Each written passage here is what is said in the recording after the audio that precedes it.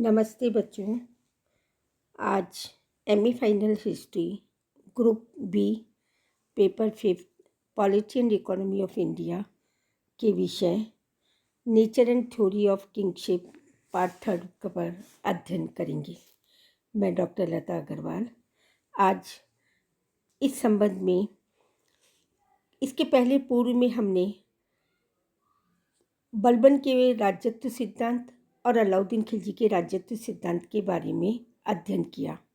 आज हम अफगान शासकों के राज्यत्व सिद्धांत के बारे में अध्ययन करेंगे, जो भारत में शक्तिशाली रूप में अपनी राजनीतिक सत्ता का स्थापित करने में सफल हो सके। कुछ बहुत अंतर हैं। जो लोदी सुल्तान थे या अफगान सुल्तान थे, उन्होंने राजवंश की स्थापना की। उसमें उन्होंने तुर्की प्रशासनिक व्यवस्था में जो परिवर्तन किए, वे परिवर्तन बलबन और अलाउद्दीन खिलजी के राज्यत्व या किंगशिप सिद्धांतों के से भिन्न थे। तुर्की सुल्तान निरंकुश और स्वेच्छाचारी होने का दावा करते हैं। उनके अमीर सरदारों की स्थिति सुल्तानों के अधीन सेवकों जैसी थी। कोई भी तुर्क अमीर या सुल्तान की बराबरी नहीं कर सकता था। इसके विपरीत अफगान सरदार मानते हैं कि वे शक्ति, प्रभाव और राज्य के शासन में अपना हिस्सा समझते थे। उत्तराधिकार के विषय में अफगान पैतृक अधिकार अथवा उत्तराधिकारी को मनोनीत किए जाने को अधिकार को स्वीकार नहीं करते हैं। दूसरा, अफगान सरदार अपनी सेना का प्रधान होने का दावा करते हैं। और तीसरा, वे अधिकार को विशेषाधिकार के रूप में मानने के लिए तैयार नहीं होते हैं। इनके राज्यत्व सिद्धांत में यही विशेषता रही है कि वे एक साथ जब भी कोई दिक्कत आती है या कोई समस्या आती है, तो उनके अलग से कोई राज्यत्व सिद्धांत निर्धारित नहीं होते हैं। बहलोल लोदी ने अपने अफगान अमीरों के साथ बड़ा ही विनम्रतापूर्ण व्यवहार किया, जबकि हम देखते हैं बलबन और अलाउद्दीन खिलजी इसके विरुद्ध बड़ी ही कठोरता और निरंकुशता से उनके साथ व्यवहार करते थे। बहलोल लोदी ने अपनी समस्त भूमि अमीरों में बांट दी, जिससे यह निष्कर्ष निकलता है कि अफगान राज्य में सुल्तान और सामंत प्रभुता के समान अधिकार थे।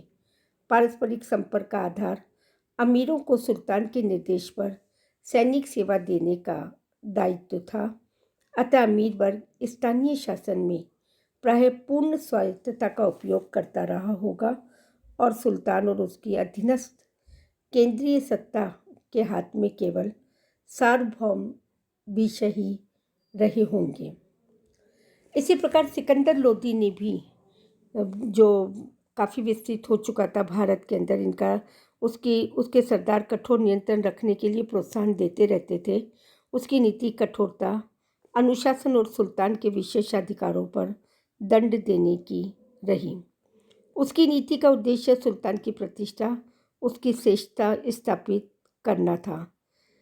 इतिहासकारों का मानना है कि उसने एक नई नीति का सूत्रपात किया, जिसका उद्देश्य अमीरों की शक्ति को अवश्य उसने सीमित कर सुल्तान की संप्रभुता को अधिक स्पष्ट कर दिया।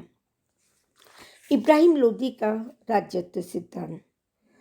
इब्राहिम लोदी ने भी स्वेच्छाचारी तुर्की सुल्तानों के समान व्यवहार प्रारंभ किया। सुल्तान का कोई संबंध नहीं होता और राज्य के सामंत उसके सेवक रहते हैं। इब्राहिम लोदी आदेश पालन कराने पर तुला हुआ था। सिकंदर ने अनेक अवसरों पर षड्यंत्र करने वालों के अपराध भी की थी। प्रतिष्ठित व्यक्ति को भी केवल इस कारण कारागार में डाल दिया जाता था कि वह सुल्तान की आदेशों की पालना नहीं करता था। इस प्रकार